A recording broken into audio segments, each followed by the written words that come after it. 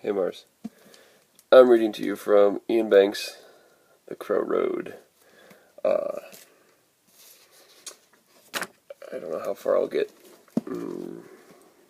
Reading out loud takes a little bit of time. The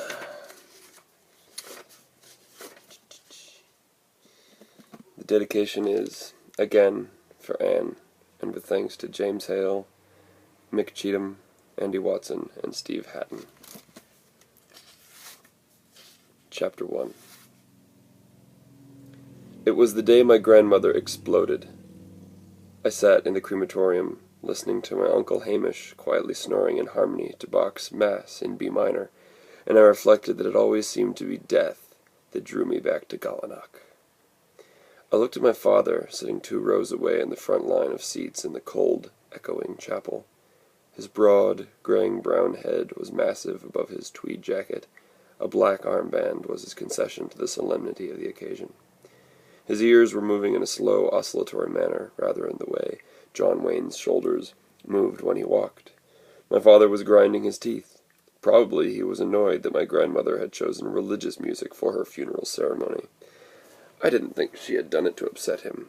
Doubtless she had simply liked the tune and had not anticipated the effect its non-secular nature might have on her eldest son.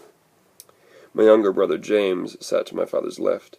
It was the first time in years I had seen him without his Walkman, and he looked distinctly uncomfortable, fiddling with his single earring. To my father's right, my mother sat, upright and trim, neatly filling a black coat, and sporting a dramatic black hat shaped like a flying saucer. The UFO dipped briefly to one side as she whispered something to my father. In that movement and that moment, I felt a pang of loss that did not entirely belong to my recently departed grandmother, yet was connected with her memory, how her moles would be itching today, if she was somehow suddenly reborn. "Prentice," my Aunt Antonia, sitting next to me, with Uncle Hamish snoring mellifluously on her other side, tapped my sleeve and pointed at my feet as she murmured my name. I looked down. I had dressed in black that morning, in the cold high room of my aunt and uncle's house. The floorboards had creaked, and my breath had smoked. There had been ice outside the small dormer window, obscuring the view over Gallenach in a crystalline mist. I'd pulled on a pair of black underpants I'd brought especially from Glasgow, a white shirt, fresh from Marks and Sparks, the pack lines still ridging the cold, crisp cotton, and my black 501s.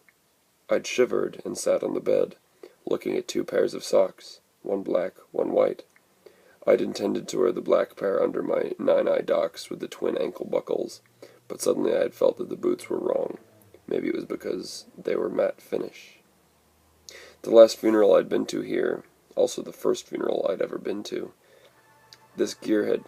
Oops! Phone call! Love you, Mars. Boop!